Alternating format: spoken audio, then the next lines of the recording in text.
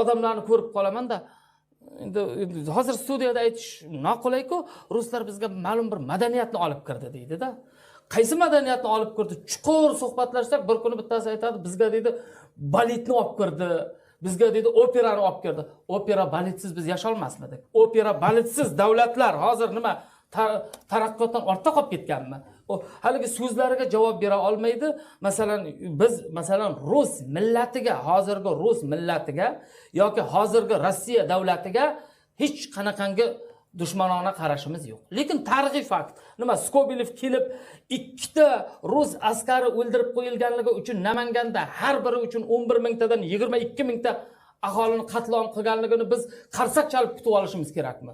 To'g'ri qilgan deyishimiz kerakmi? Yoki Kaufman yoki masalan Skobelovning boshqa ishlarini? Albatta endi tarix Jizzax qo'zg'oloni masalan qanchadan qancha odamlarning yostig'ini quritganligini biz endi tasavvur qiling, shu opera va balet kirib kelganligi uchun shunchalab odamlarimizning bu qurbon bo'lganlarning ruhini yodga olmay bunga ko'z yumishimiz kerakmi? Mana shu tomon